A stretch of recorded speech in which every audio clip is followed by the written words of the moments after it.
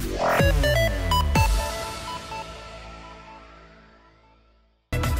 buenos días. Antes de comenzar el programa del día de hoy, dos comentarios brevísimos.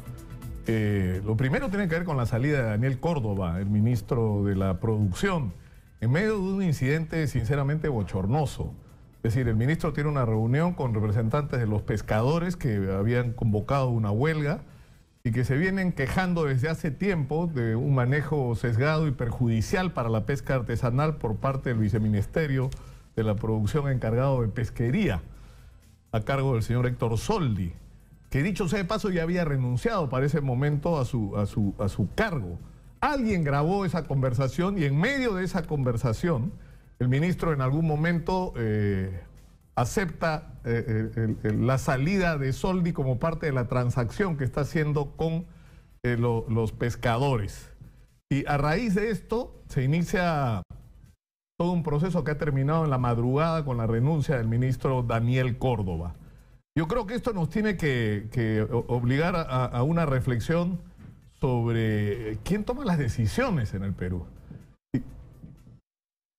Y sobre la necesidad de que el gobierno tome distancia, ¿no? Tome distancia con respecto a algunos grupos empresariales que son al final los que parece que ponen y sacan ministros, ¿no? Y no debería ser así. Roberto Vieira está en la línea. Roberto, muy buenos días. Muy buenos días, Nicolás. Gracias por la oportunidad. O sea, ¿qué es lo que pasó? O sea, tenemos un ministro que duró, si lo supamos, digamos, duró horas, ¿no?, en el cargo, con un lema que causó un entusiasmo notable en el mundo de la pesca artesanal, porque dijo por primera vez en mucho tiempo algo que no se escuchaba por parte de autoridades como él, que la pesca artesanal iba a ser una prioridad, que la pesca para consumo de los peruanos iba a ser prioritario para este ministerio. ¡Para afuera! Así de simple. Así es.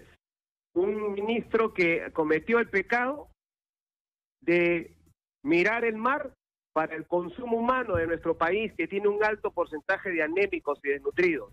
Un ministro que le abrió las puertas a los pescadores artesanales desde Tumbes hasta Tacna, que hizo ese gesto que por años, lamentablemente, siempre han sido ministros y viceministros, siempre direccionados al tema de la harina de pescado, que como ustedes saben solamente es de un grupo y es para alimentar animales al otro lado del continente. Y yo realmente me apena mucho por el presidente, porque lo único que está mostrando es que no ha aprendido la lección de PPK, de no estar del lado de la gente, del lado del pueblo, del lado de los más necesitados, en este caso los pescadores artesanales, que son también uno de los más pobres de nuestro país y a lo largo del litoral, Nicolás. Bueno, ¿y qué va a pasar? No se sabe quién va a reemplazar a Córdoba. Ahora, lo que está claro es que esto ha sido una secuencia, digamos, más o menos conspirativa, ¿no es cierto? O sea, se graba al ministro, se filtra esta grabación a un programa periodístico para que se arme un escándalo alrededor de esta grabación para que salga el ministro Córdoba. O sea, se cumplió la agenda así pasito por pasito, ¿no? Así es, y ¿sabes cuál es lo peor de todo? Que no se dan cuenta que están hablando de un viceministro que no estaba ya en funciones, porque él ya tenía, por ética, ya había renunciado con el gabinete de Pedro Pablo Kuczynski, que había renunciado semanas antes. En ese momento estaban sentados con un ministro que no tenía viceministro. El hecho que él haya tenido esas formas, pero no había un viceministro. Nunca ya estaba el señor Soldi ahí en el cargo, para que vea usted cómo se maneja, y el gobierno, el mensaje que le manda a sus ministros. O sea, ya ahora sus ministros van a tener miedo, porque a la mínima presión el presidente, en otras palabras, afloja. ¿Pero quién ha presionado? Mensaje? ¿La Sociedad Nacional de Pesquería ha presionado? Mire, definitivamente hay grupos interesados. Prefiero no decir los nombres, pero la gente y toda la gente, los pescadores, sabe quiénes son.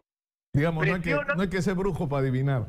Bueno, yo te agradezco mucho, Roberto, por esta comunicación, y vamos a ver qué impacto tiene, porque se había convocado a una huelga de pescadores que estaba a proceso de resolverse en diálogo con Daniel Córdoba. Ojalá que ese camino no se pierda.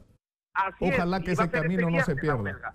Bueno, Todo el litoral. muchas gracias al congresista Roberto Viera por esta comunicación. Y otro comentario rápido. Ha habido un incidente espantoso. Simplemente un loco ha rociado con combustible a una chica y ha afectado a otras 9 personas más en un transporte público. Y esto tiene que ver con que era un acosador, un loco de estos que decidió que la chica esta le gustaba y la chica no cedía a sus pretensiones. Y con esa cosa enferma que lamentablemente existe en un sector de hombres en el Perú que se pretenden dueños de la vida y de los cuerpos de las mujeres, simplemente la ha puesto en un estado crítico. Entiendo que la chica está siendo operada en este momento, que hay esperanzas de salvarle la vida, pero esto una vez más nos enfrenta a este grave problema que tenemos los peruanos con respecto al machismo y con respecto a esa idea absurda de que los hombres tenemos derecho en propiedad sobre las mujeres, porque finalmente eso está en el fondo de este acto demencial, simplemente que todos debemos condenar, pero nos tiene que obligar a una reflexión una vez más. O sea, toda esta discusión sobre la ideología de género, ¿no es cierto? Y si se está tratando de meter de contrabando en los colegios una educación sexual perversa, a lo que nos tiene que llevar es a una reflexión sobre cuán serio está siendo el mensaje que le estamos dando a los chicos en el colegio, con que los hombres y las mujeres somos iguales, merecemos respeto, somos ciudadanos, que nadie le puede imponer a otra persona una relación que no desea. Esto es una prioridad nacional. Sofía Gallegos está con Fiorella Molinelli en este momento. Adelante, por favor. ¿Qué tal, Nicolás? Así es, efectivamente, toma la palabra la presidenta ejecutiva de Salud, Fiorella Molinelli. Vamos a escuchar los detalles exactos acerca del estado de AB Ágreda. Medio del bus, me ha podido comentar. ¿Qué le ha comentado? ¿Qué detalle le ha dado? Bueno, que él estaba al medio y vio que cómo se encendía la chica en la última pila y la desesperación. Felizmente él tenía un extintor que ha ayudado a salvar las vidas de esas personas. Ahora, él pudo ver a la persona, al agresor. Más detalles no tengo, pero es bien importante proseguir con las investigaciones. Bueno, tenemos, como les decía, a todo el equipo. Quisiera darle la palabra Vamos a escuchar, Nicolás, al doctor Luis Brownlee, gerente de la red de prestaciones de la Almenara, quien va a dar más detalles del estado de AB. En el abdomen, tronco, cabeza y cuello. Ha sido operada, como ya dijo nuestra presidenta ejecutiva, en la madrugada, y en este momento está nuevamente siendo operada a nivel de tórax, y probablemente necesite más de 10 operaciones en el transcurso. Hay órganos vitales comprometidos. Ella ya está operada, ¿no? Comprometido las vías aéreas. Este tipo de pacientes progresivamente van comprometiendo riñones, hígado, por lo cual está en una unidad de cuidados intensivos, recibiendo todas las atenciones necesarias. ¿El porcentaje de su cuerpo cuál es? El 70% de quemado. Cara, cuello, tórax, abdomen de manera circular, completamente. ¿Cuántos especialistas se están viendo en esta consulta? ¿De cuántos especialistas se están viendo debido a la complejidad de la atención que requiere ABI? Forma un grupo de médicos intensivistas, 10 médicos intensivistas, especialistas en quemados, 12 médicos de quemados, más un grupo de enfermeras, psicólogos, con el respaldo, como lo ha expresado la doctora Molinelli, del Ministerio de Justicia y el Ministerio de la Mujer, que han enviado sus psicólogos para que nos puedan apoyar en este caso. ¿Doctor, ya le ha realizado la operación del doctor? Las operaciones que han realizado fue en miembros superiores, una fasectomía para descomprimir El tórax. de tórax el día y la mañana. Ella está respirando por sí misma, está consciente. No está consciente, está en shock, está conectada a una máquina ventilatoria. ¿Y qué hay de evidencia por los descansos que está recibiendo a raíz de este nivel de quemadura? Está en el límite del pronóstico reservado. Exitosa. Esa luz tiene actualmente las condiciones para sacar adelante a este tipo de tenemos que recuperar sus funciones vitales, es lo principal. ¿En cuántas zonas más ha llegado que puedan recuperarse las funciones vitales? ¿Hay un periodo ventana quizás? Un periodo de aproximadamente unos 10 días. 10 días. 10 días. Pero el caso va para varios meses de ¿Se está tratamiento. esperando que ella despierte? ¿Se le ha inducido al coma tal vez? No, ella está con pseudoanestesia. para que no por el dolor. ¿Y qué hay del segundo paciente? La consulta sobre el segundo paciente. Intentando hoy día sala de operaciones, tiene heridas en la Cabeza y el cuello, ¿no? Pero es una persona de 69 años, doctor. Yo rechazo y condeno cualquier acto de violencia. Estamos pidiendo que caiga todo el peso de la ley y por eso estamos trabajando con los equipos del Ministerio de Justicia, con el equipo del Ministerio de la Mujer, con Fiscalía, porque estos hechos no pueden quedar impunes. Hay que respetar los ámbitos funcionales de cada entidad. A nosotros pero es bien importante el trabajo de equipo y el seguimiento permanente para que caiga el peso de la ley. El apoyo es para toda la familia, el apoyo psicológico también es para toda la familia. El apoyo psicológico y además hemos ofrecido comodidades de albergue y alimentación para toda la familia y he pedido expresamente que se esté informando a la prensa sobre la evolución de los pacientes. Doctor, queremos hablar sobre continúa haciendo las consultas. Todo nuestro mayor esfuerzo por salvar la vida de esta persona. Doctor, por el segundo herido, si nos pudiera dar mayores detalles, ¿cómo es que él llegó? ¿Cuál ha sido su diagnóstico hasta el momento? El paciente había sido atendido inicialmente en el hospital de Angamos de Salud y de ahí sido trasladado acá para el tratamiento quirúrgico que va a recibir en estos próximos días. ¿Cuál es el pronóstico de él? ¿Cuánto tiempo quedaría más, digamos, que internado? Más favorable. Como todo médico uno se compromete con sus casos, ¿qué está realizando? Se le hace la consulta en relación al estado de la paciente. Pacientes quemados de incendio de mesa redonda hace muchos años. Este caso nos hace pensar de que la lucha por la vida está en manos de buenas tecnologías, buenos médicos y buenas decisiones gerenciales y el máximo apoyo de las autoridades de salud. Amy está luchando por eso. Totalmente. Doctor, una consulta. ¿Qué tipo de combustible se le puede arrojar? Gasolina. Bien, muchísimas gracias. Hemos escuchado entonces al doctor Luis Brownlee, quien es actualmente el gerente de las prestaciones de la Almenara Nicolás, quien ha indicado pues ese lamentable diagnóstico, pues la paciente va a tener que recuperar sus signos vitales, va a tomar bastante tiempo, ya ha indicado que será sometido exactamente a 2 operaciones, 2 intervenciones de las cuales van a requerir hasta 10 operaciones más. Mientras tanto, pues nosotros vamos a continuar exactamente en el hospital Almenara, porque también hay otro paciente que también está internado acá. Son 2 pacientes entonces los que están internados acá, involucrados lamentablemente en este hecho ocurrido el día de ayer en un bus en el distrito de Miraflores. Adelante contigo, Nicolás. Muchas gracias, Sofía. Yo insisto en que esto es una manifestación de un fenómeno mucho más profundo. Este probablemente sea una manifestación extrema, pero es exactamente el mismo fenómeno. De ese concepto que tienen arraigado muchos hombres en nuestra sociedad de que ellos tienen derechos sobre las mujeres, derechos de propiedad. Entonces esto es un acosador que ha pretendido establecer una relación con esta chica que esta chica nunca quiso y el final de la historia es que la quema, mía o de nadie, ¿no? Es el mismo concepto que se repite de manera sistemática y eso tiene que ver con la educación que reciben en sus casas y en los colegios sobre cómo deben ser las relaciones entre hombres y mujeres, relaciones de igualdad y de respeto. Hay que volver a ese tema. Pero en fin, está con nosotros César Humberto Cabrera. Él acaba de publicar un libro que se llama Conga. Es un nombre larguísimo, ¿no? ¿Cómo es el nombre completo? Cuando Humala y Heredia paralizaron el desarrollo del cinturón de cobre del norte del Perú. Ese es el nombre completo. César Humberto Cabrera ha sido funcionario, tú has sido asesor, ¿no? César Humberto, de Yanacocha durante años, ¿no? Sí. Ahora, la idea de este libro, yo la verdad no lo he terminado porque me enfermé la semana pasada, me he quedado más o menos en la tercera parte, pero es una especie de casi una novela de todo lo que es el proceso de discusión y finalmente frustración del proyecto Conga. Así es. Fue casi una novela y terminó siendo una novela de terror, porque algo que tenía otro destino, otro fin, algo que se esperaba iba a concluir exitosamente, culminándose la inversión, se interrumpe, se frustra, y lo peor es que se frustra desde el propio gobierno, ¿no? Y se paraliza definitivamente. Y hoy nos deja fuera porque ese era el principio.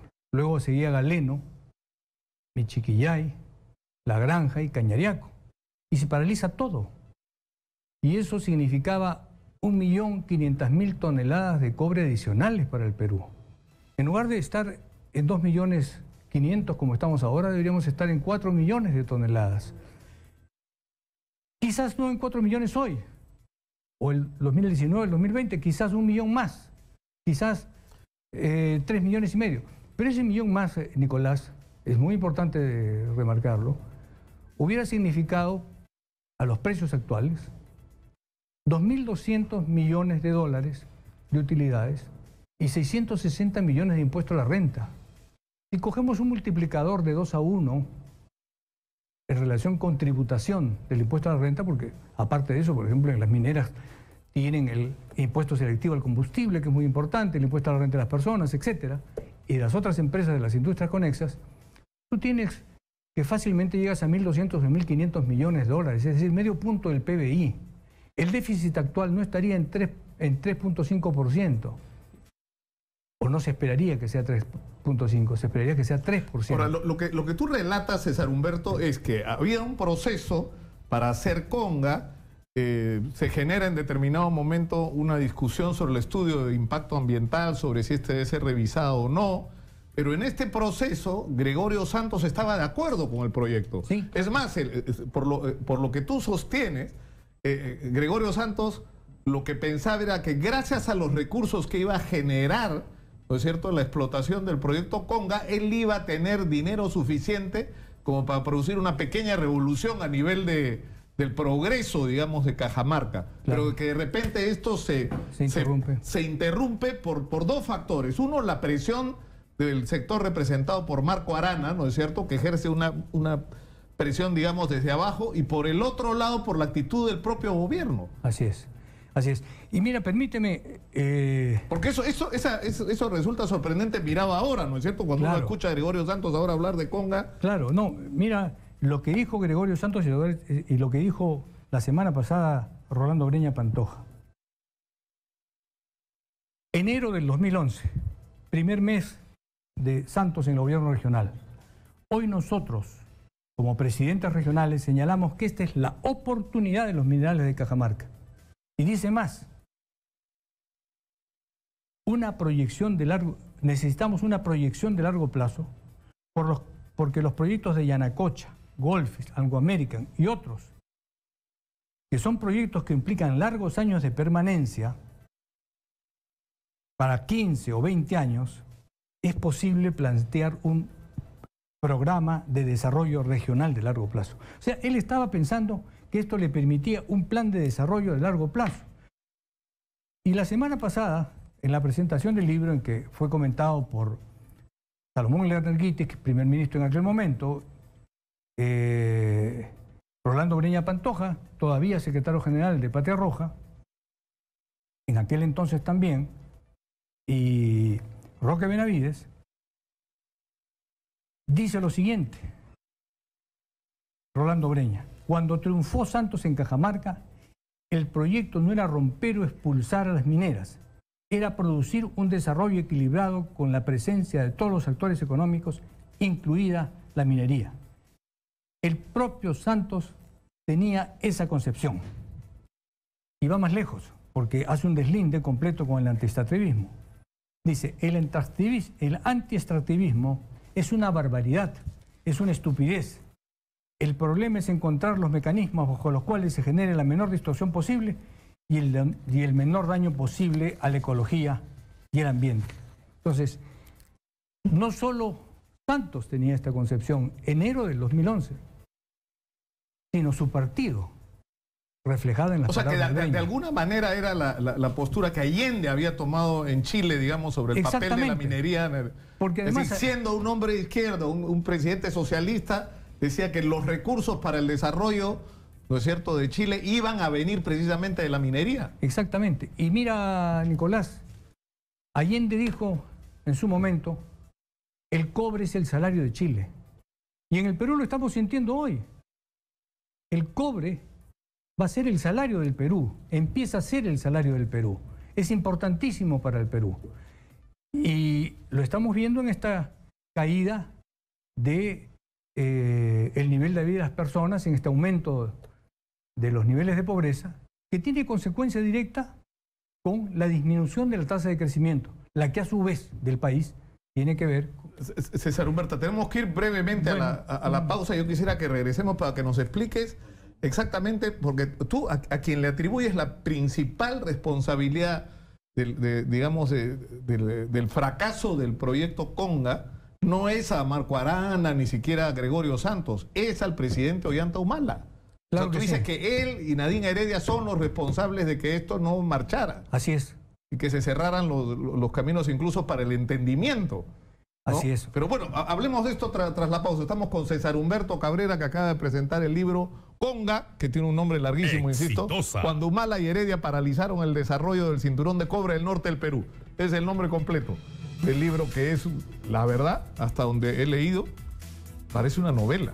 Parece una novela, porque es una versión bastante distinta a la que hemos escuchado hasta ahora sobre lo que pasó en relación a Conga. Vamos a la pausa, regresamos con más. Esto es Exitosa.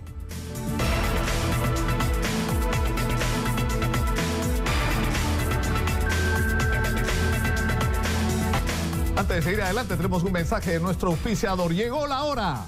Plaza Unicachi Este, en la mejor zona comercial de Huachipa. Locales en preventa de 9, 16 y hasta 25 metros cuadrados que tú puedes adquirir con una mínima cuota inicial y financiado. Si quieres mayor información, puedes llamar a los siguientes números. Anota que esto puede cambiar tu vida.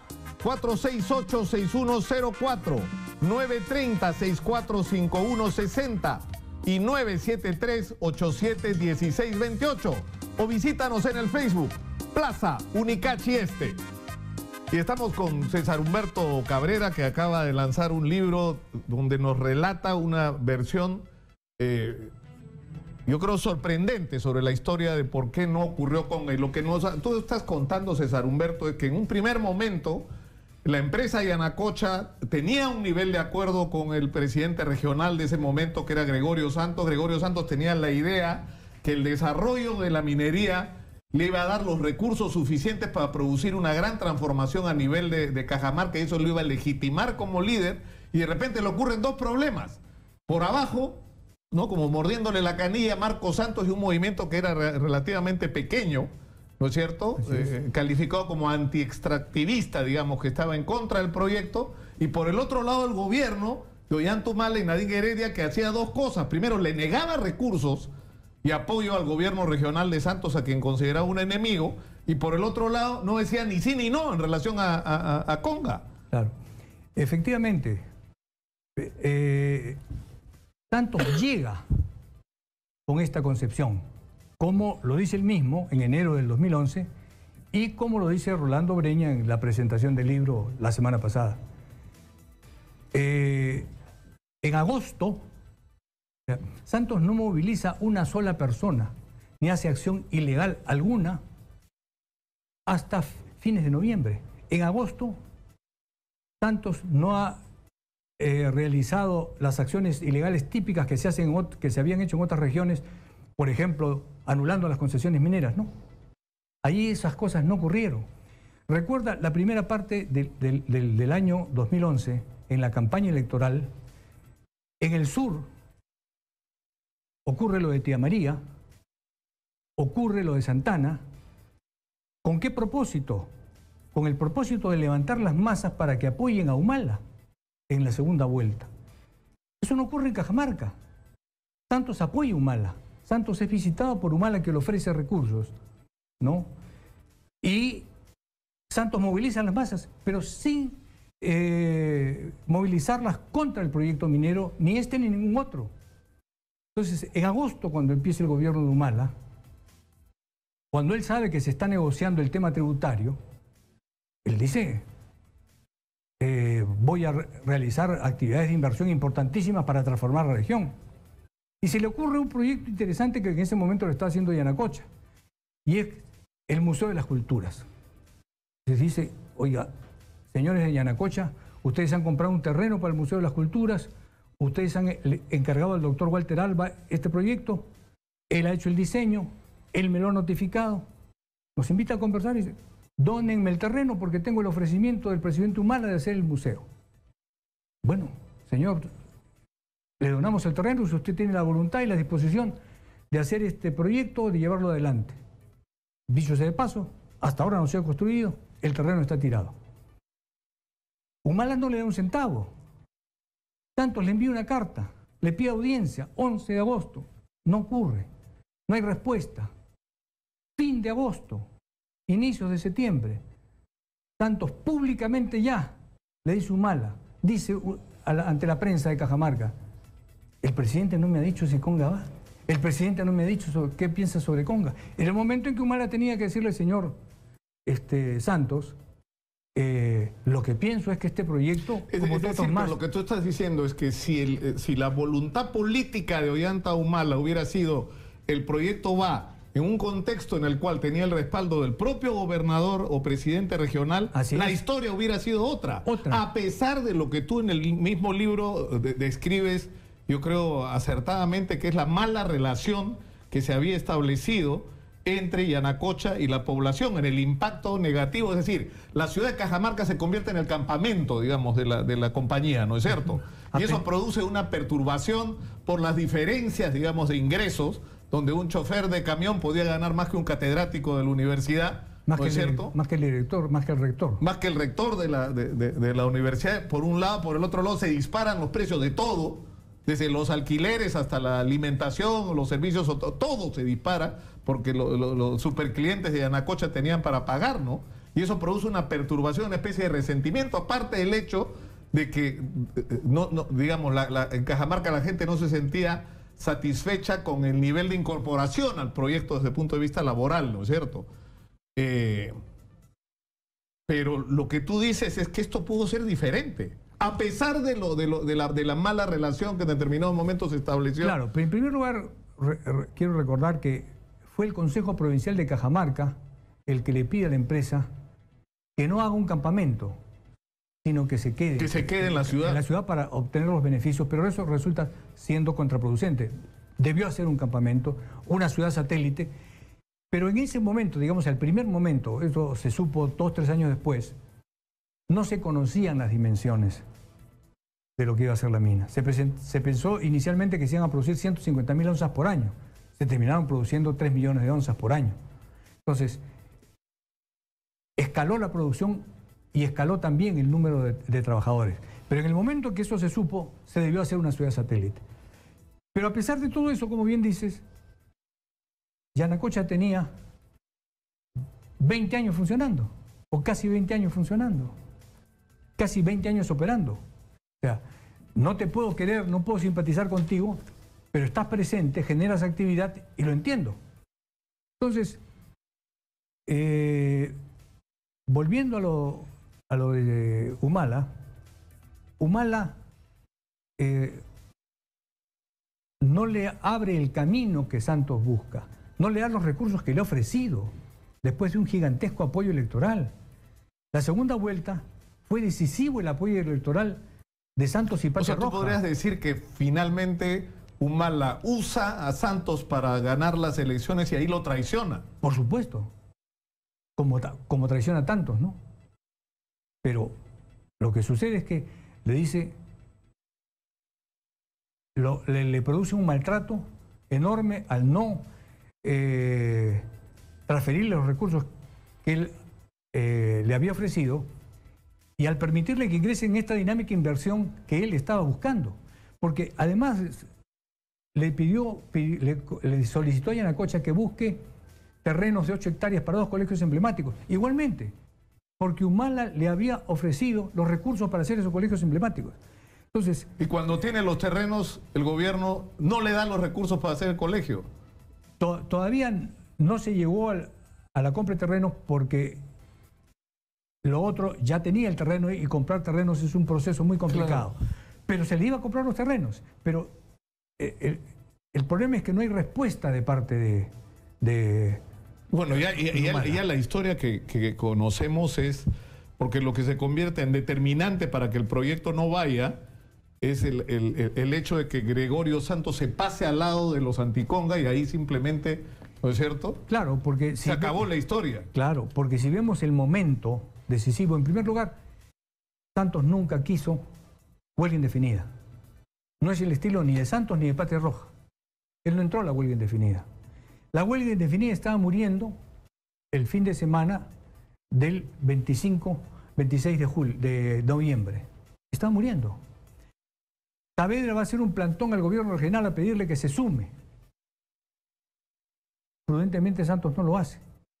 Pero desde el gobierno se difunde el famoso borrador de informe sobre ley Yadiconga. Sobre el estudio de impacto ambiental. Exactamente. Entonces ese borrador obviamente tiene un párrafo catastrófico y Santos dice, caramba, el gobierno está en esta dirección. Y el tercer día, sábado en la noche, se suma la huelga. Obviamente los primeros 4 días son muy leves en términos de huelga. La huelga empieza el 5.º día, el lunes, en que Santos puede movilizar los 10.000 trabajadores públicos.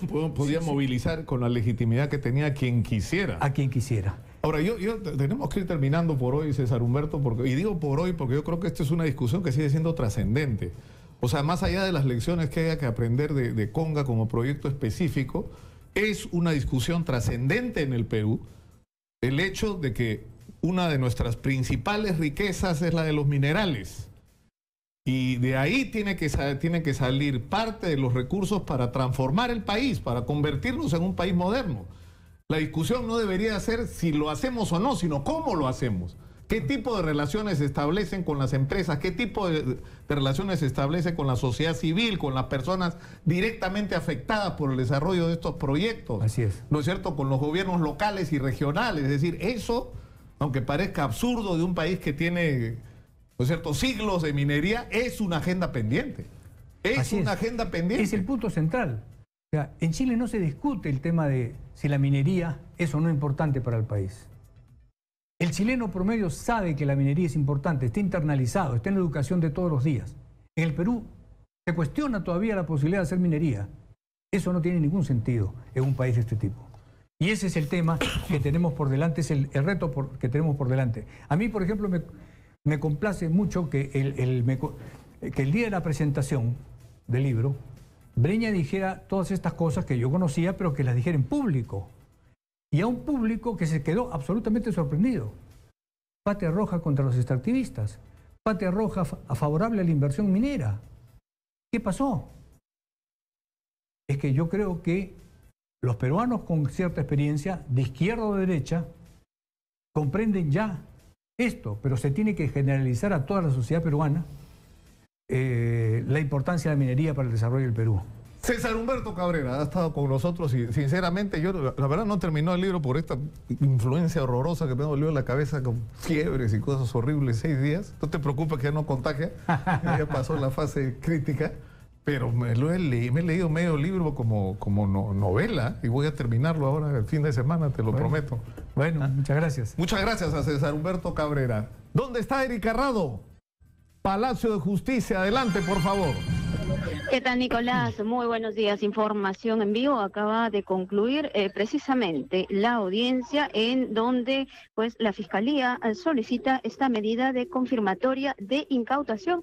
Recordemos pues que se realizó en la casa del expresidente Pedro Pablo Kuczynski. Esto en el marco de las investigaciones pues por presuntos aportes también a las empresas del expresidente por parte de constructoras brasileñas. Hay que indicar que ha hecho también su descargo la defensa de Pedro Pablo Kuczynski. Él ha indicado que el fiscal Hamilton Castro no tiene la competencia para realizar esta incautación. Ha dicho además que el presidente Pedro Pablo Kuczynski no comete el delito durante el ejercicio de su cargo y que aún goza de inmunidad. Ha dicho literalmente Pedro Pablo Kuczynski tiene inmunidad al día de hoy. Esto pues sería en todo caso el argumento de la defensa de Pedro Pablo Kuczynski. Ha quedado entonces a decisión del juez precisamente que va a dar de manera escrita cuál es la decisión final de esta medida solicitada por la Fiscalía, medida de confirmatoria de incautación. Adelante contigo, Nicolás, en estudios. Muchas gracias, Erika. Ahora, el tema es bien interesante porque es cierto, el presidente no puede ser acusado, incluso hay un plazo luego de terminado su mandato. que los especialistas conocen y nos podrán aclarar, pero lo que es cierto es que nada impide que sea investigado. Y si se ha encontrado algún material que puede ser significativo para una investigación en marcha, es absolutamente legítimo que la documentación pase a manos del Ministerio Público, el despacho del fiscal que está realizando estas investigaciones. O sea, no hay nada que impida que eso pueda ocurrir. E insisto, es algo distinto el que se pueda acusar a Pedro Pablo Kuczynski sin la autorización previa del Congreso por hechos que puedan ser considerados delictivos durante el ejercicio de su mandato. Pero una vez más, nada impide que se lo investigue. De eso no se puede librar. ¿Ah? Presidente o lo que fuera, de eso no se puede librar. Están con nosotros Iván Hidalgo, ex viceministro de Desarrollo e Inclusión Social, y don Farid Matuk, ex jefe del Instituto Nacional de Estadística e Informática. Bienvenidos. Buenos días. La primera pregunta que nos hacemos todos es ¿qué pasó? Exitosa. ¿Qué pasó? ¿Después de cuántos años la pobreza creció nuevamente en el Perú? ¿15, 16 años? Desde el fenómeno del niño anterior. Desde ese momento, o sea, pero esos son ya cuando 16 años, ¿no? Claro que sí. Y eso obedece a varios factores. Muchos han hablado acerca del impacto del crecimiento económico, como es correcto, y del empleo en las zonas urbanas. Pero fundamentalmente, y esto varias veces lo hemos hablado aquí en cabina, Nicolás, es porque no hay una política social que estructure como objetivo principal de reducir la pobreza y las causas estructurales del mismo. Varias veces hemos estado acá discutiendo el mismo tema. Es decir, entender que un fenómeno como la pobreza y sus causas, el abordaje tiene que ser multisectorial, intergubernamental. Esa planificación estratégica fina es lo que evidentemente no ha pasado. Pero ¿cómo se definen los parámetros? Es una interrogante que yo siempre me hago. O sea, ¿por el nivel de ingreso que tienes? O sea, ¿por cuánto es el ingreso familiar? O por otros factores, como por ejemplo el acceso a servicios básicos. O sea, vivienda, agua potable, alcantarillado, a transporte, a salud, ¿no es cierto? A educación. Esos deberían ser parámetros a tomarse en cuenta también, ¿no es cierto? O sea, ¿de qué te sirve tener un nivel de...? El problema práctico que hay al día de hoy es una matemática secreta. Los programas de cómputo nunca han sido entregados del 2006 en adelante. Entonces, como es una matemática secreta, lo intuitivo, que lo he señalado, no se sabe si es cierto. Ese es el problema. O sea, no está publicada la base de datos de un lado, está publicado el resultado final, pero un estándar internacional es que se publiquen los programas de cómputo. Aquí en el Perú no se publican los programas de cómputo. Es igual que uno va al taller del costado, le hemos cambiado los frenos. Y los frenos anteriores, no se preocupe, confíe en nosotros, se los hemos cambiado. Entonces, ese es el problema de fondo. Y volviendo a por qué hay este incremento de la pobreza es... La medición continua de la pobreza solo se hace a partir del año 2001. El fenómeno del niño anterior fue brutal, este ha sido brutal, le haya caído a quien le haya caído. Iba a tener un incremento de la pobreza porque ha sido brutal el fenómeno del niño. Lo que hemos visto es que vas a recordar las imágenes del verano pasado y que no existe política social, no existe desde toda la vida, no es un invento de que existía una y que fue desmantelada terriblemente por el... O sea, no ha existido. Ese es el problema patético que tenemos a través de todas las gestiones presidenciales. Bueno, la pobreza se mide de diversas dimensiones. En el Perú es evidentemente el aspecto monetario, es decir, el nivel de gasto per cápita de las familias, ¿no? En la cual una inferencia estadística delimita y porcentualmente se hace un seguimiento. Obviamente ese es un tema técnico, pero también hay otras dimensiones de medir la pobreza, necesidades básicas insatisfechas.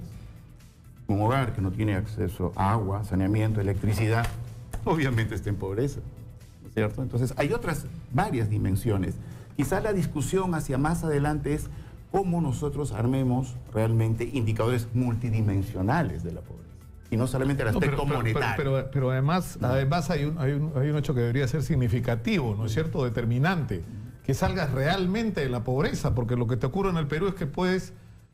no ser pobre el viernes y volver a ser pobre el lunes. Claro. Por la inestabilidad en los ingresos, en el empleo, ¿no es cierto? Ahí viene el tema. La pobreza estructural sí, tenía que atacar de acuerdo a las causas. Y las causas vienen desde el momento que la gente nace en desnutrición, es anémica, no tiene acceso a educación, no tiene acceso a los servicios de salud, no tiene oportunidad de un empleo porque de plano, antes de entrar a la vida económica, no tienes el stock, el capital humano necesario. Ustedes, Iván, digo ustedes porque el expresidente Alan García en el Twitter ha dado con fierro, responsabilizando no solo a Pedro Pablo Kuczynski por estas cifras, sino y sobre todo al gobierno de Ollanta-Humala. Y está en la línea Paola Bustamante, que fue precisamente ministra de Desarrollo e Inclusión Social durante el gobierno de Ollanta-Humala. Paola, muy buenos días, gracias por atendernos. ¿Cómo está, Nicolás? Un gusto saludarlos. Hola, Iván. Hola, Paola, ¿cómo estás?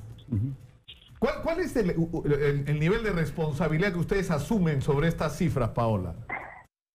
Bueno, en realidad, Nicolás, yo creo que como Estado y como país, ¿no?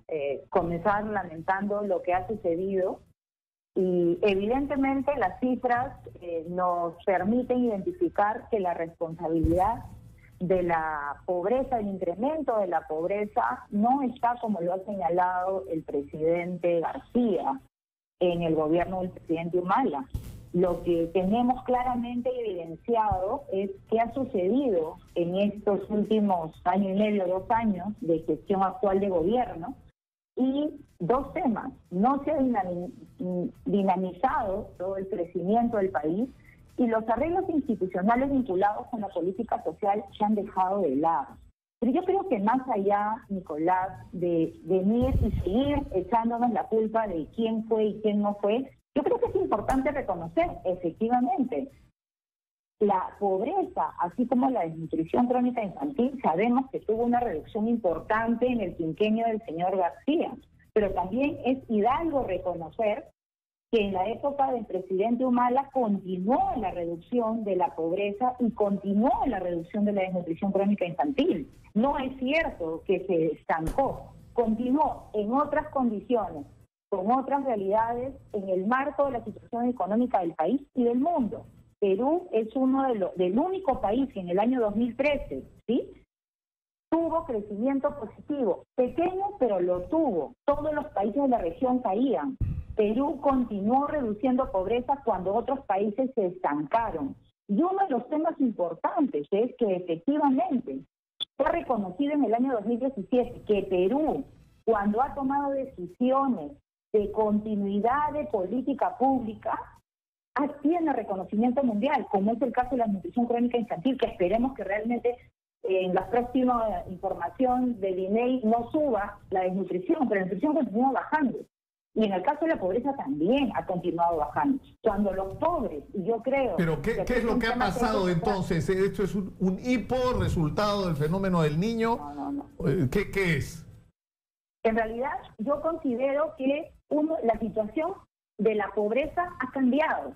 Hemos hecho un trabajo muy fuerte en el ámbito rural, ¿sí?, con una política social, y ahí digamos que podemos discrepar con Iván, pero también podemos coincidir en que la política social es multisectorial e intergubernamental. Y uno de los temas de los que nos podemos sentir orgullosos es que sí trabajamos de manera intersectorial e intergubernamental. ¿Cuándo se cae la relación intersectorial? Es en este gobierno, cuando el presidente Kuczynski dice vamos a dar los mandamientos, y uno de los mandamientos era no te metas en el sector del otro. Lamentable afirmación, cuando en el Congreso habían ministros o viceministros que decían que no podían opinar sobre otros temas vinculados con otros sectores porque había este mandamiento. Cuando hablamos de niños, hablamos de que la atención en salud, educación, identidad, tiene que ver con mirar al niño y al ciudadano en su integralidad. Y lo segundo, que está vinculado también con la acción intergubernamental. El trabajo con los gobiernos regionales y locales ha sido absolutamente estrecho y no hay política social que camine y no es multisectorial e intergubernamental. Y solo cierro con esto antes de que mis colegas vuelvan a intervenir. Y es que la pobreza, según estos datos que nos han mostrado de incremento, está cambiando de rostro. Por años, la pobreza tenía más rostro rural que urbano. En estos datos ahora, lo que nos muestra es que la pobreza es más urbana y por lo tanto se tiene un reto enorme y es mirar cuáles van a ser esas acciones de política social que tengan que implementarse. Por ejemplo, el 80% de ingresos en hogares se generan trabajando. Si se generan trabajando, entonces tenemos que mirar la política social, que no es la política solo implementada por el MIDIS. Y Iván ha señalado bien, es multisectorial, tiene que existir un liderazgo, claro que tiene que existir un liderazgo, pero también el Ministerio de Trabajo va a jugar un rol central. Claro, porque ahí, Paula, has tocado un tema sumamente sensible, ¿no es cierto? Que es las condiciones en que se desenvuelve el mundo laboral. Es decir, tú trabajas y dejas de ser pobre, pero te enfermaste y al día siguiente pasaste a ser pobre, porque dejaste de generar ingresos, porque lamentablemente es el... Por ejemplo, ¿cuánta gente vive del transporte público en el Perú? A ver. ¿No es cierto? ¿Cuántos cientos de miles de peruanos viven desde la mototaxi hasta los choferes de combi? El chofer de combi se enferma 3 días y su familia no tiene ingresos esos 3 días. Esa es la realidad. A ver, ¿no? Para empezar, el principal programa social es el empleo. Y el empleo surge cuando hay promoción de la inversión privada, en una relación de 4:1, y se hace eficiente la inversión pública, que del 100% es 20%. Hay que entender eso. Y eso explica muchas cosas también. No, el tema de acá, como bien indica Paula, nadie va a estar en competencia quién lo hizo mejor o no. Las cifras son las que mandan y los resultados. Y las cifras indican que un determinado periodo, crecimiento económico, y promoción de la inversión privada, se generó más empleo, ¿no? Y por lo tanto era natural, porque con dinero es que, y la pobreza se mide por gasto, la gente tiene plata en su bolsillo. Si no se hace, si no se cumple con esa condición, tampoco las políticas públicas en tema social podrían funcionar. Es un complemento. Entonces, claro, y es por eso que mientras del 2006 al 2011, y nadie va a dudar que también hubo un entorno favorable, obviamente, ¿no? Se redujo una proporción de 4, 3.8 anual la pobreza, y la rural también sustantivamente. En el gobierno anterior de Humala, el ritmo de crecimiento se vino a 1%, 1.2% para ser exacto. Entonces, esa proporción se explica primero. ¿Quién detuvo la inversión? Has tenido un invitado hace unos minutos. ¿Quién fue el que frenó la inversión privada? ¿Quién fue, o en este caso, qué pasó con haber triplicado el presupuesto de los programas sociales y al final qué es lo que tenemos hoy? Resultado hoy. La anemia ha crecido. La desnutrición crónica urbana ha crecido la pobreza. Ese es el resultado. Al margen, si mi gobierno fue tal cosa, al margen de eso, los resultados no acompañan. Y toda política pública al final tiene que dar resultados, sino de qué estamos hablando. Tenemos que hacer una interrupción. Hay una noticia de último minuto. La policía capturó al sujeto que agredió a esta mujer en un bus en Miraflores, y le prendió fuego con gasolina y afectó a otras personas más. La segunda Fiscalía Provincial Penal de Miraflores, a cargo del fiscal Humberto Ruiz Peralta, ha asumido la investigación por el caso de este demente, ¿no? Que no sé cómo calificarlo, que agredió de esta manera salvaje a una mujer a la que acosaba. La Fiscalía viene trabajando junto a diversas instituciones para esclarecer los detalles de este hecho. Vamos a ir a la pausa y vamos a regresar con nuestros invitados para seguir conversando sobre, ¿qué significa esta señal? Es decir, que por primera vez en 16 años tengamos más pobres de los que teníamos, ¿no es cierto?, el año anterior, y sobre lo que hay que hacer, ¿no?, para enfrentar esta situación. Exacto. Vamos a la pausa, regresamos con más. Esto es Exitoso.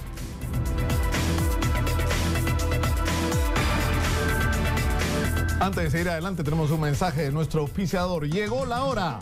Plaza Unicachi Este, en la mejor zona comercial de Huachipa. Locales en preventa de 9, 16 y hasta 25 metros cuadrados que tú puedes adquirir con una mínima cuota inicial y financiado. Si quieres mayor información, puedes llamar al siguiente número o a los siguientes números. Toma nota que esto puede cambiar tu vida.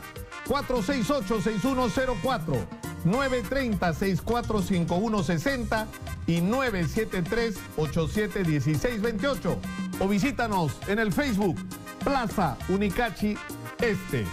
Estamos conversando sobre la información que nos ha sorprendido a todos desde el día de ayer con respecto al aumento de la pobreza en el Perú. Están con nosotros Iván Hidalgo, viceministro de Desarrollo e Inclusión Social del gobierno de Alan García, y Farid Matuk, que fue jefe del Instituto Nacional de Estadística e Informática.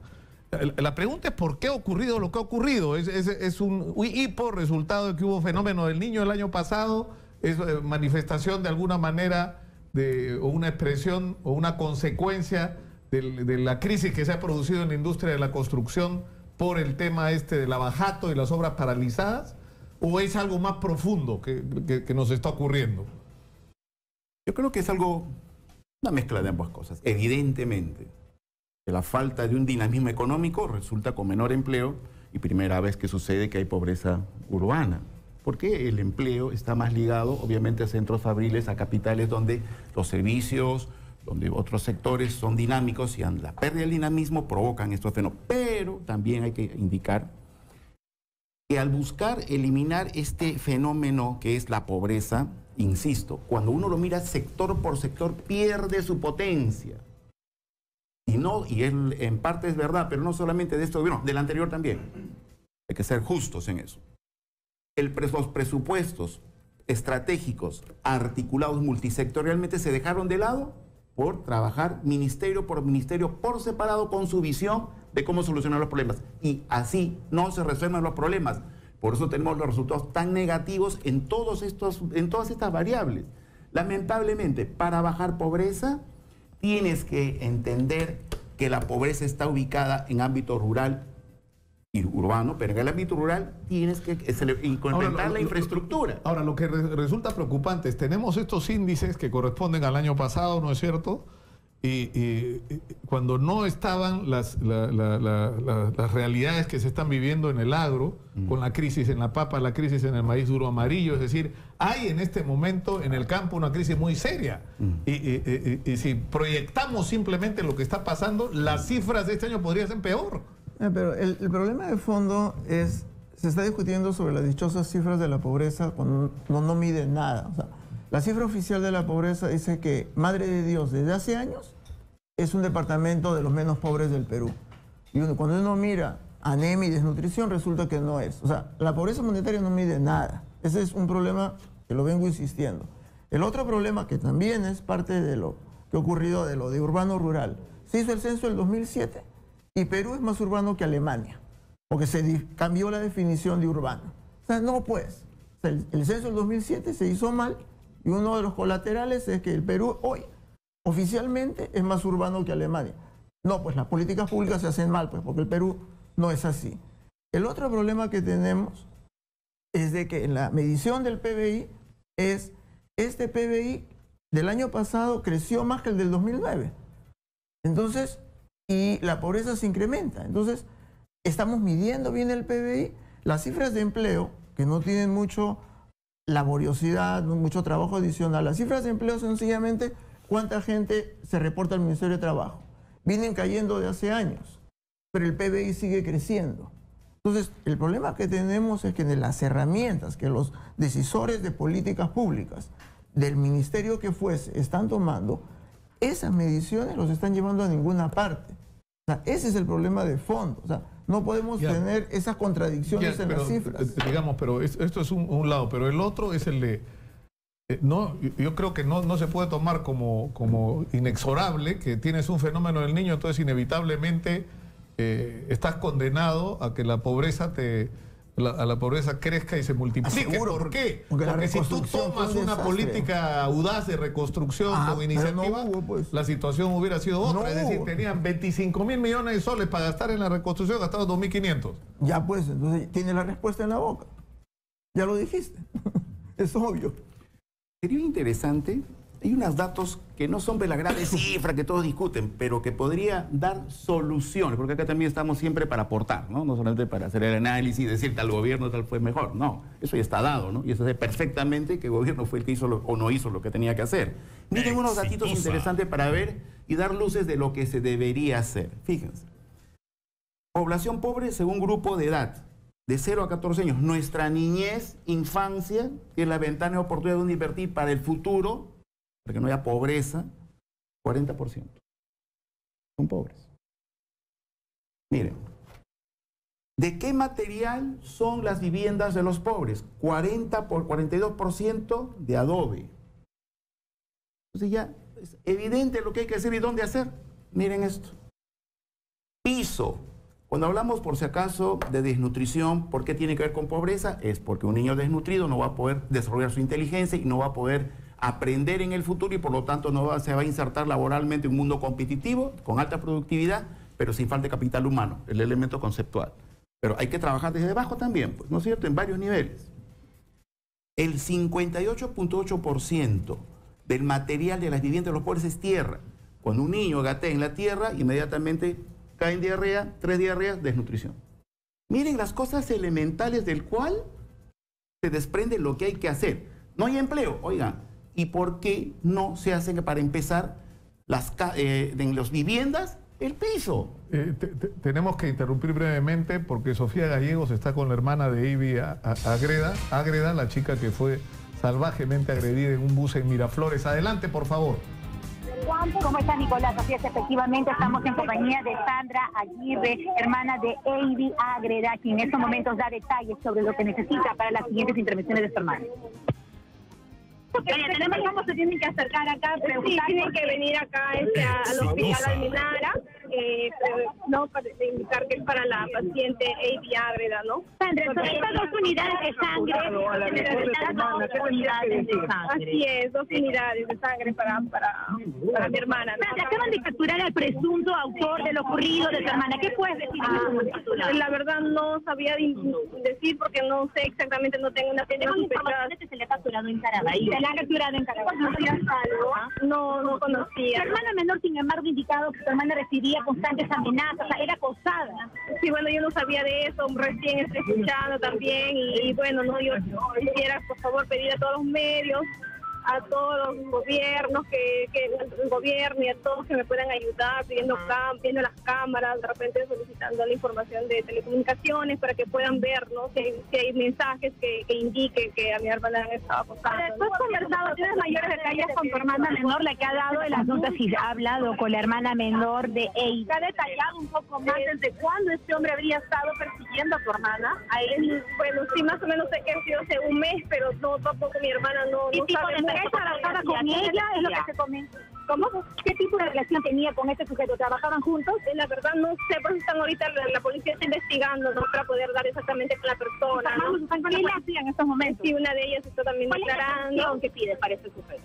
Yo, de verdad, muchos años de cárcel, que pague por todo lo que está pasando, porque mi hermana está grave, ¿no?, está delicada de salud y es algo que no puede quedar así. ¿No? ¿Ustedes conocían al sujeto? Porque entendemos que es de Cajamarca. La consulta si conocían a ese sujeto. Como les digo, no puedo indicar. No, a él ni le has podido tomar la mano, no le he podido decir algo. Le he visto, pero ella no puede hablar, ¿no?, porque ahorita va a entrar a una segunda cirugía en la cual todavía están en cuidados intensivos. Le van a hacer unos cortes por la parte del tórax para que pueda drenar, ¿no?, los líquidos. Repetimos lo que necesita, por favor. ¿Qué tipo de unidades de sangre necesita? Sí, más que nada donación de sangre, 2 unidades, por favor, que nos puedan apoyar, venir acá al hospital a drenar.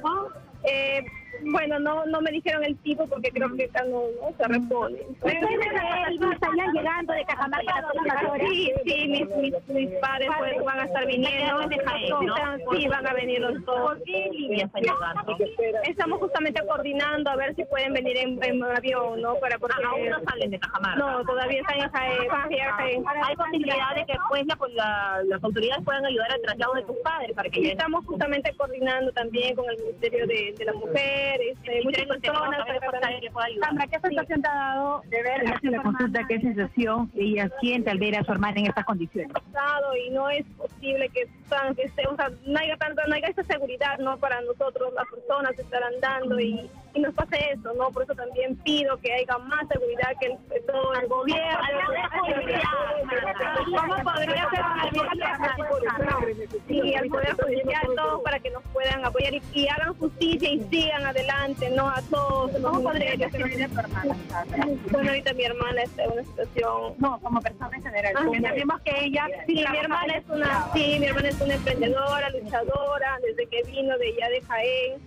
vino con la mentalidad de trabajar, de estudiar, para sacar adelante a mis demás hermanos, ¿no? ¿Tú le ayudaste a estabilizarse acá en Lima? Sí, estuvo unos años conmigo, de ahí ya fue a vivir en la casa de su tía. Acabamos de... Tenemos información ahorita.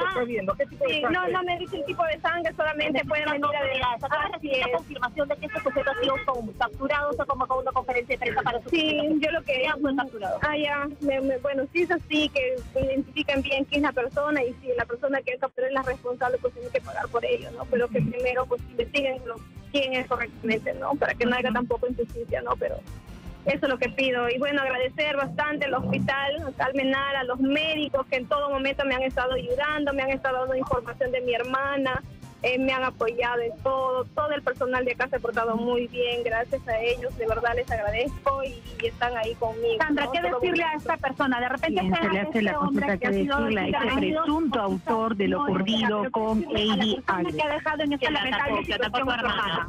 Es un miserable, de verdad que ay, no, que tiene que pagar por todo lo que ha hecho. Bueno, estábamos escuchando las declaraciones de Sandra, la hermana de Heidi Ágreda.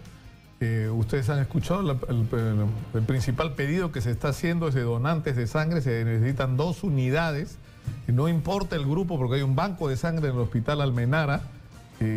Yo creo que es un buen momento para mostrar la solidaridad a esta chica que ha sido una víctima de este salvaje que le ha prendido fuego simplemente porque ella no quería acceder a sus requerimientos, ¿no? Era aparentemente un acosador. Bueno, los detalles de la información los vamos a tener más adelante. Ya fue detenido según la información de último minuto la que hemos tenido acceso, y hay una fiscalía ya, la segunda Fiscalía Provincial Penal de Miraflores, que tiene a cargo el tema. Y estábamos hablando, y tenemos que ir terminando ya, sobre el tema de la pobreza, pero tú tenías, Iván, unas cifras sobre cuáles son las zonas más críticas. O sea, lo primero es que, según esta información, la pobreza ha crecido sobre todo en las ciudades, ¿no es cierto? Así es. Y fundamentalmente Lima, que por su peso, obviamente, en cantidad de pobres, ahora se vuelve una tarea para desarrollar. Mira, por ejemplo, y este es un trabajo de Eduardo Aramburu, pero siempre hay que indicar quién lo ha hecho, se ha hecho alcanzar a un grupo. Miren los distritos donde hay que trabajar inmediatamente. San Juan de Lurigancho, que es evidente que hay que trabajar ahí, ¿no es cierto?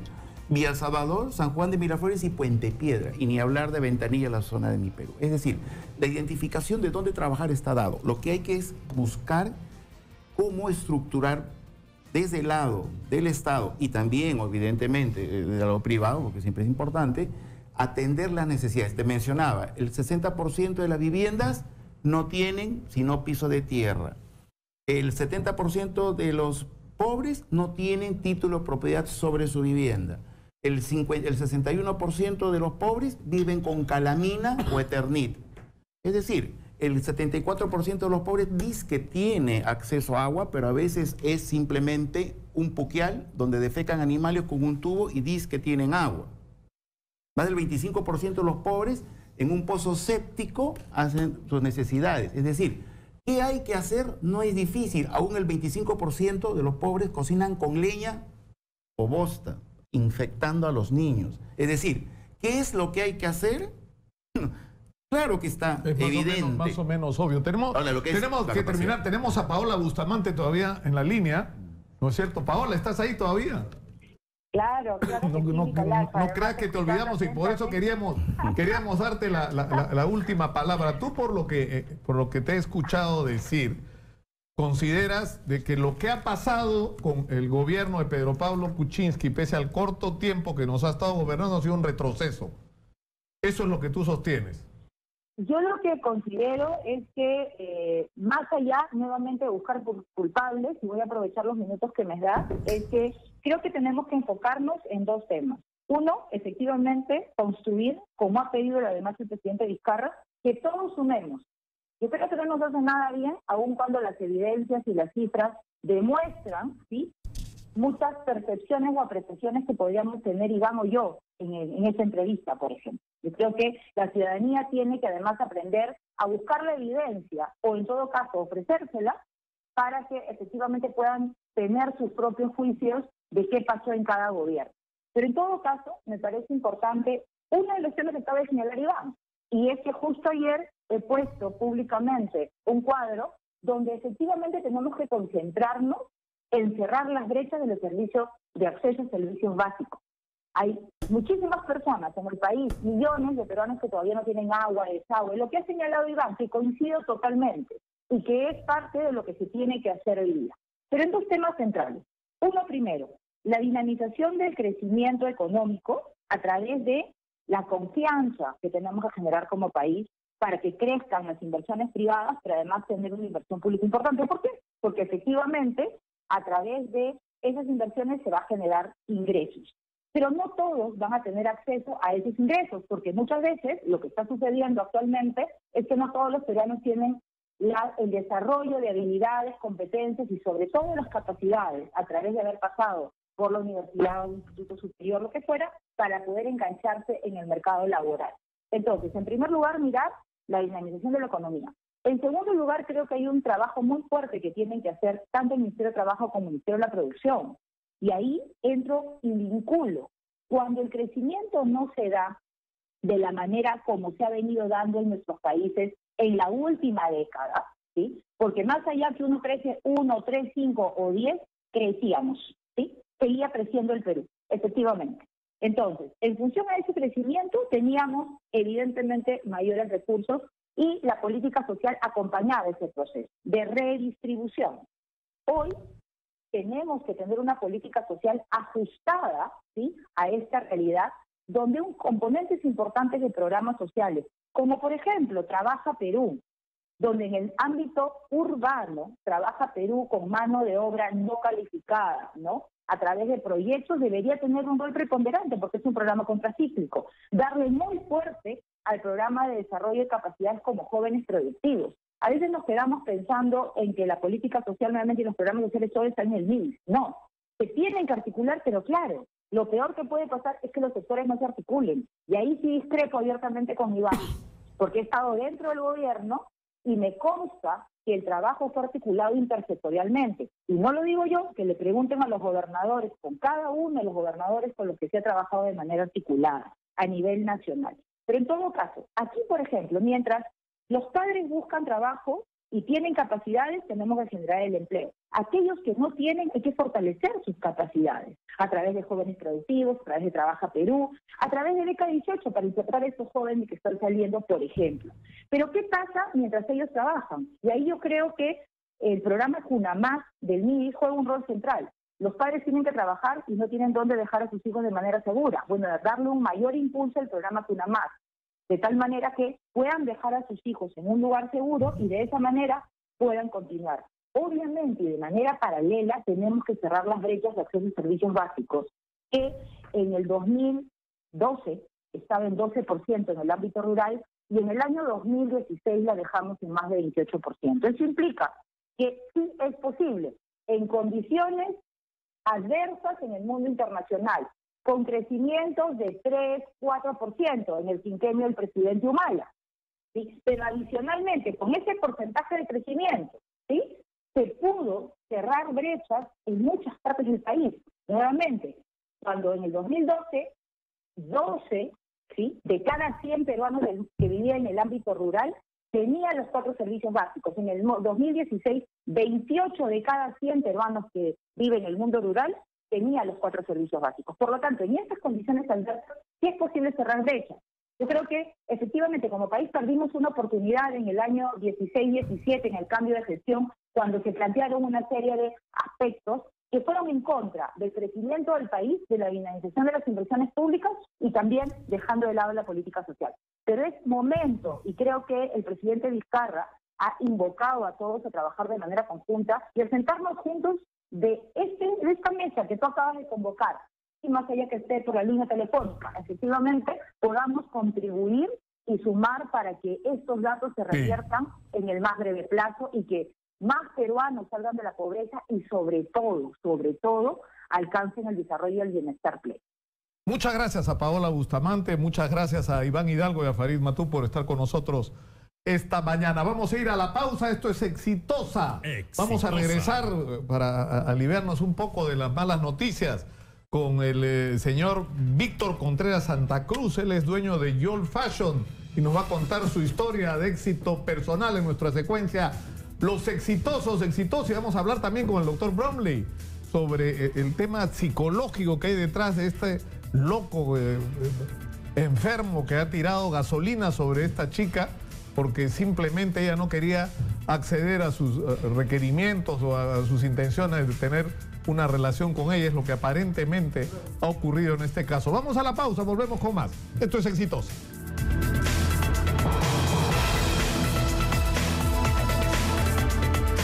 Antes de seguir adelante, tenemos una mención de nuestro auspiciador. Llegó la hora. Plaza Unicachi Este, en la mejor zona comercial de Huachipa. Locales en preventa de 9, 16 y hasta 25 metros cuadrados que tú puedes adquirir con una mínima cuota inicial y financiado. Si quieres más información, toma nota a estos teléfonos que pueden cambiar tu vida. 468-6104, 930-645160 y 973-871628. Puedes visitar también nuestra página en el Facebook, Plaza Unicachi Este. Y vamos a nuestra secuencia, Los Exitosos de Exitosa. Presentamos Los Exitosos de Exitosa.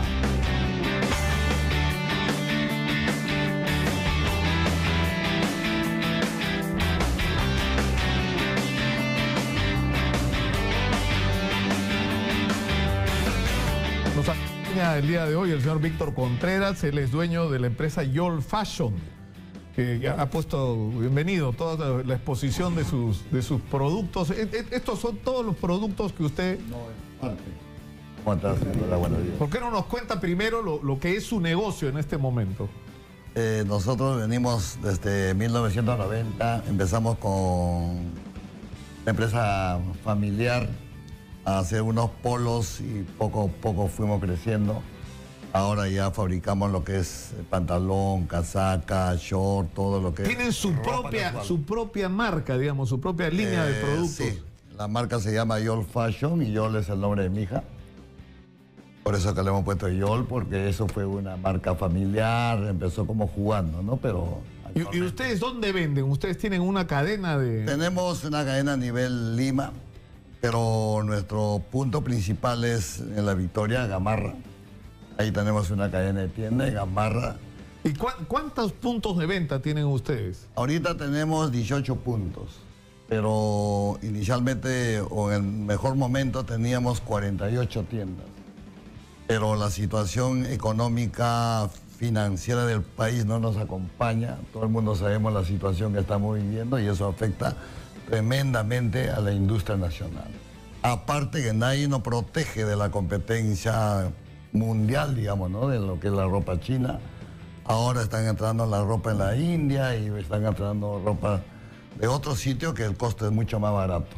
Pero nosotros como industria nacional seguimos trabajando, buscando de repente formas como seguir en el mercado. Por ejemplo, ahora nosotros hemos lanzado ya la venta por catálogo, que es una venta por redes sociales, una venta online, pero hay que ver la forma, cómo seguir. O sea, las ventas famosas estas por internet, ¿no? Que son... Bien, así es.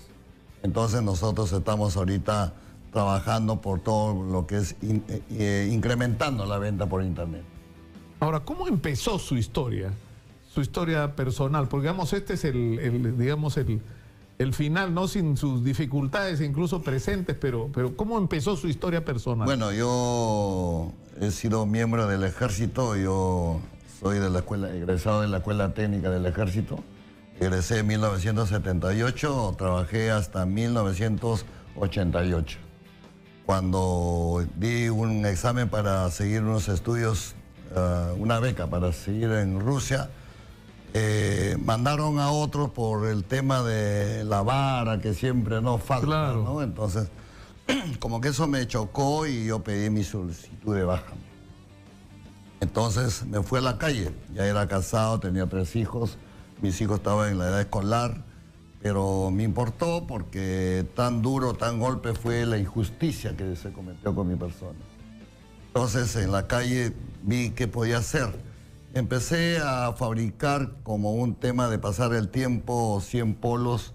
En aquel entonces había polvos azules, que estaba donde está ahorita Chabuca Granda.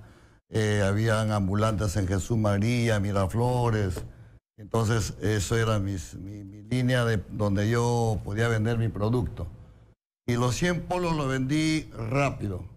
Ahí cuando me dio el indicio de que esto puede ser el futuro, de repente, donde yo tendría que dedicarme más. Ahora, usted antes, cuando usted tenía 16, 17 años, ¿usted dónde nació? Yo nací en el barrio de Llacta, del distrito de Quilcas. Barrio de Llacta es un pueblito de campo del distrito de Quilcas, de la provincia de Huancayo.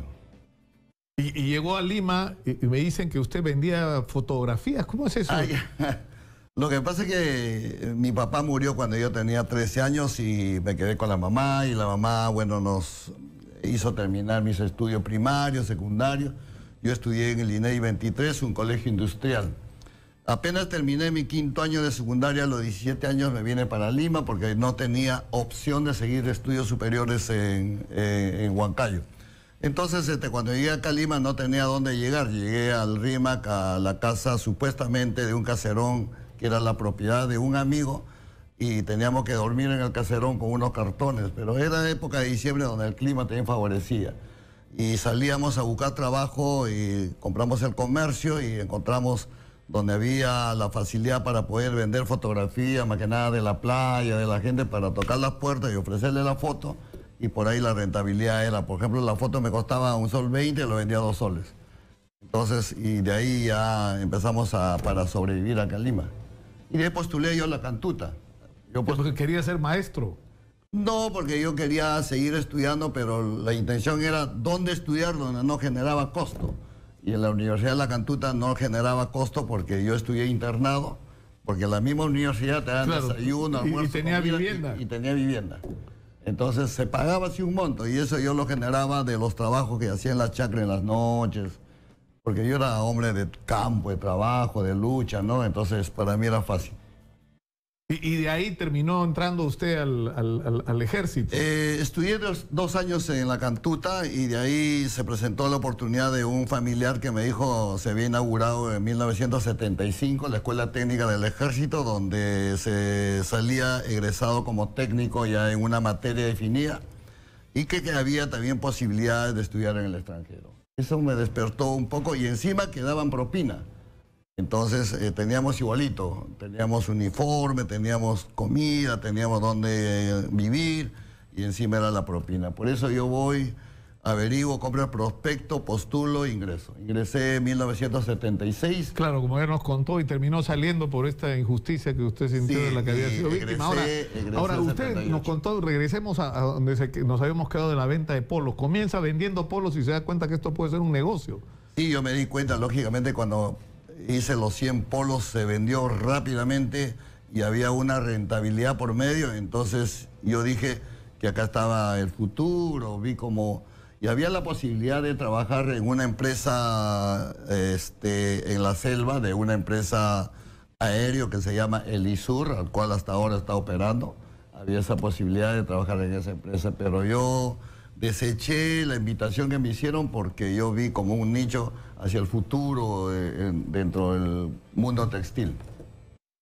Así empezó mi vida. Y ahí empezó todo.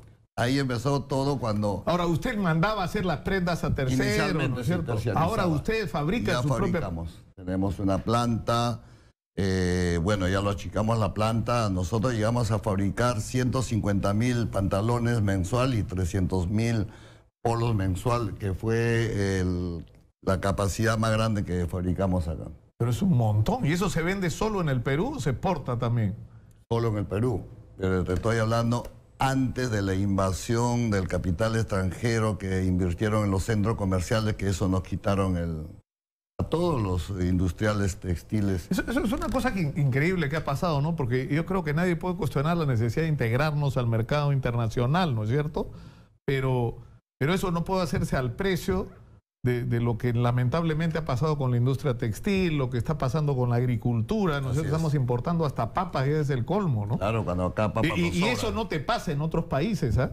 Claro. O sea, los tratados de libre comercio y la apertura, perfecto, pero cada país y los gobiernos de otros países protegen y promueven a su industria. Acá nos pasa al revés, ¿no? Lo que pasa que, Nicolás, ahora creo se está destapando cómo se manejaba todo esto en base a lobbies. Entonces acá el que daba mejor te importaba un comino, ¿no? Si se muere la industria textil o que se mueran los agricultores, eso no importaba, miraban sobre su negocio de ellos. Eso está totalmente claro porque ahora lo están demostrando, por ejemplo, en los aranceles no hay un control riguroso porque ahorita más es el problema, que entra presidente, sale presidente, que ahora entran presos, no entran presos, y esto está olvidado. Mientras está olvidado la industria textil, los ingresos por aduana es ya incontrolable y eso nos perjudica a nosotros tremendamente. Por ejemplo, este 2017 en Gamarra del 100% de las ventas que se hacía el 2016 bajó a un 60%. Los gamarrinos estamos al borde del colapso. Entonces, aparte que ya bajó por sí por la competencia desleal, tenemos la competencia también del problema social que van a trabajar muchas personas como ambulantes. Eso también perjudica. ¿Por qué? Porque ellos son una competencia de repente por necesidad, ¿no? Pero ellos no pagan absolutamente nada, Nicolás. Nosotros tenemos nuestro socio principal, el Estado, que pagamos 18% de IGB, más el 30% de la renta, de la ganancia. También pagamos impuestos al gobierno local, lo que es arbitrios, lo que es predial. Entonces, licencia. Claro, si no eres dueño de tus puestos, tienes que pagar alquileres, ¿no es cierto? Alquileres. Y los alquileres en Gamarra es bien alto, ¿no? Entonces, todo eso como que está que nos trae abajo. Por eso que los gamarrinos estamos colapsando prácticamente, ¿no? Por eso yo estoy incursionando, qué hacer, cómo seguir vigente en el rubro textil. Hay muchas empresas. Cuando vamos a visitar las empresas es un cementerio, da pena. Yo tenía 300 máquinas, estoy operando con 50, 40 máquinas. Tengo en el cementerio más de 300 máquinas. En el cementerio justamente estoy vendiendo mis máquinas bordadoras, estoy vendiendo mis máquinas, todas las máquinas, me estoy desintegrando porque ya no tenemos mercado. Porque toda la ropa ya viene preparado de afuera a costo más barato. Entonces, este es un problema grave, porque acá... acabo de escuchar yo, la pobreza ha crecido. Lógicamente, ¿por qué? Porque nos quita puestos de trabajo. ¿Cuántos puestos de trabajo? En Gamarra somos por lo menos más de 20.000 microempresas inscritos legalmente. Cada uno teníamos siquiera 5, 6, 10 trabajadores. Entonces generamos 100.000, 150.000 puestos de trabajo. Más, claro. Actualmente tenemos 20.000 puestos de trabajo. Entonces, creo que tienen que tomar las medidas correctivas lo más rápido posible porque si no acá estamos rumbo al abismo. Yo le agradezco muchísimo a don Víctor Contreras Santa Cruz, dueño de Yol Fashion, y lo felicito por la historia de éxito que usted tiene para mostrar y por además estar en la pelea. Yo creo que ha hablado más claro imposible. Más claro imposible. Los emprendedores estamos hechos, creo, para estas pruebas, Nicolás. Nosotros los emprendedores nacemos de la nada. Y a base de esfuerzo, a base de perseverancia, conseguimos de repente lo que muchos creadores de Gamarra, fundadores de Gamarra, así como la familia Guisado, así como la familia Díaz, que ellos han empezado de la nada, ahora son gente que en realidad tienen, pero en base a esfuerzo y sacrificio. Muchas gracias y felicitaciones una vez más. Gracias, un honor tenerlo Nicolás, con nosotros. muy amable. Esta ha sido nuestra secuencia, Los Exitosos, Exitosa. Hemos presentado Los Exitosos de Exitosa.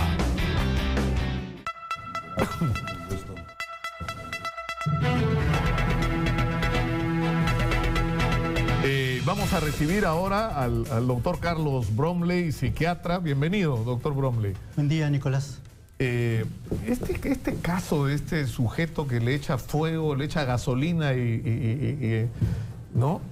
Sí, es terrible realmente, pero no es otra cosa que aquello que venimos afirmando ya desde hace un buen tiempo. Es la implementación del machismo de la manera más cruel. Probablemente, según las noticias que cada vez más conocemos, de alguien que no veía fructificar sus deseos de intimar con su víctima, con esta mujer, en donde el acoso no daba los frutos que él pretendía dieran.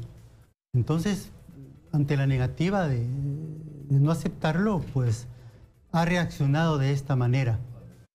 Es una reacción cruel de alguien que cree que las mujeres le pertenecen y cree que éstas deben acceder de manera incondicional a todo lo que se les propone. Es el machismo. Claro, pero uno puede decir, digamos, porque seguramente esto va a generar toda una controversia sobre si este hombre es un loco, digamos, un loquito que hace una barbaridad, pero eso es una mirada bien sesgada, porque esto se da en un contexto donde esto es posible, es decir, donde un hombre cree que porque una mujer no accede a sus requerimientos, él tiene derecho a incluso acabar con su vida, con esa idea loca de mía o de nadie, ¿no? Sí, pues, así es. Los estudios informan que las personas con trastornos mentales y del comportamiento no tienen estos comportamientos. No actúan de esta manera. Actúan influenciados por otras patologías, tales como alucinaciones, trastornos del pensamiento, problemas de despersonalización. Pero esto es algo diferente. Esto ocurre cuando uno cree que la mujer le pertenece y debe hacer lo que uno quiera.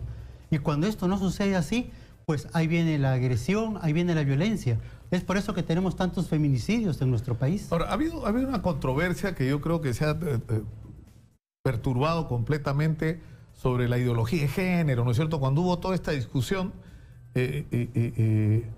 yo leía el otro día una declaración de UNICEF y otros organismos internacionales donde llamaban la atención sobre la necesidad de que se produzca educación en los colegios, educación sexual, pero educación en la igualdad, es decir, en la igualdad de género, en la equidad de género, en que los hombres y mujeres deben ser educados como iguales desde chiquitos.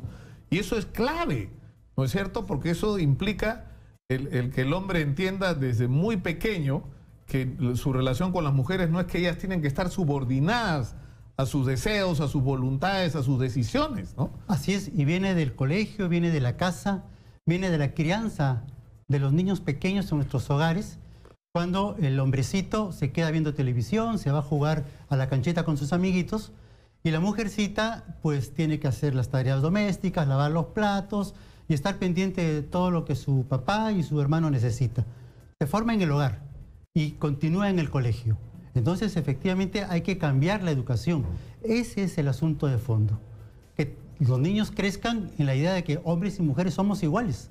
No, y además esto tiene que ser un compromiso que tenemos que enfrentar porque, digamos, son como rostros o caras del mismo fenómeno, ¿no es cierto? Los feminicidios, los hombres que les pegan a las mujeres, ¿no es cierto? Los hombres que someten sexualmente a sus mujeres, incluso que violan a su pareja. Es decir, llega el señor, tiene ganas de tener relaciones sexuales, la mujer no quiere y la obliga, ¿no? Y eso es una violación incluso en el hogar porque no hay un respeto a la voluntad de la mujer, porque se tiene la idea de que ella se tiene que someter a los deseos y designios del marido, ¿no? Tenemos que entender que el no es no y que hay que aceptarlo. No lo creemos así, porque no creemos a la persona que nos lo dice, a una mujer que es sujeta de derecho. Como la ninguneamos, la invisibilizamos, ese no lo respetamos y pasamos nosotros a una acción radical, violenta y con las fatalidades que actualmente estamos viendo. Este hombre se llama Carlos Hualpa Vacas, es la información que nos acaban de proporcionar, que supuestamente es el nombre de este agresor. Ahora, ¿cómo se enfrenta una situación de un hombre así?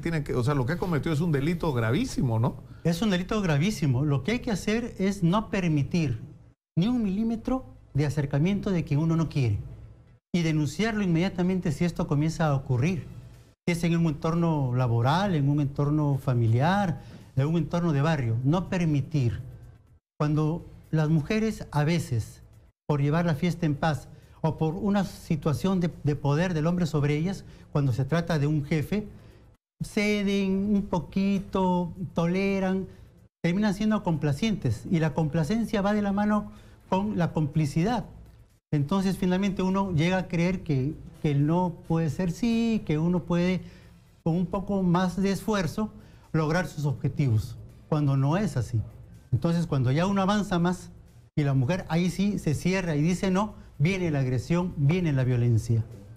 Ahora, esto es, yo insisto en la interrogante, no es un loco ¿no? No, con toda seguridad. O sea, porque la defensa va a ser, no, yo estoy loco, me dio un arranque de locura. ¿Qué arranque de locura? Si la aparentemente acosado sistemáticamente, ¿no? Y además pareciera ser que el hecho ha sido planificado, porque uno no anda con gasolina en el bolsillo, gasolina, ¿no? Lo que le ha rociado. Uno no anda y no anda prendiendo a las personas que no quieren lo que uno desea, ¿no? Es un hecho que hay que investigarlo bien, que hay que ir al fondo del asunto y generar una política multisectorial que impida que esto siga ocurriendo. Está llegando, Erika Rado tiene el reporte, está llegando detenido Carlos Hualpa. Adelante, por favor, Erika. Gracias, Nicolás. Muy buenas tardes. Información en vivo, precisos instantes en que la camioneta que transporta a este sujeto que prendió fuego a una joven en un bus de transporte público llega hasta la de Pincri de Miraflores. El extraído en esta furgoneta de la Policía Nacional está ingresando por la parte de la cochera en medio, por supuesto, de la expectativa de la prensa. Hay que recalcar entonces que este sujeto pues respondería al nombre de Carlos Javier Hualpa Vacas, de 37 años. Según la información, habría sido capturado en el distrito de Caraballo. Él presentaría también quemaduras en el brazo izquierdo a consecuencia pues de este brutal ataque en contra de la joven Eivy Agreda, quien pues como sabemos tiene aproximadamente el 60% de su cuerpo con quemaduras graves. Ya entonces en unos minutos más, también aquí en la de Pincri se va a realizar una conferencia de prensa para dar los detalles de la captura de este sujeto, Carlos Javier Hualpa Vacas, de 37 años. Adelante contigo, Nicolás, en estudios. Muchas gracias, vamos a estar atentos. Yo le agradezco muchísimo al doctor Bromley, al doctor Carlos Bromley, por estar con nosotros. Y yo creo que esto nos devuelve a la urgencia de concertar esfuerzos, ¿no es cierto?, que tienen que ser, o sea, acá tiene que haber un compromiso de los padres de familia, de los educadores en los colegios y de los medios de comunicación para hacer una campaña sistemática con respecto a la igualdad entre hombres y mujeres.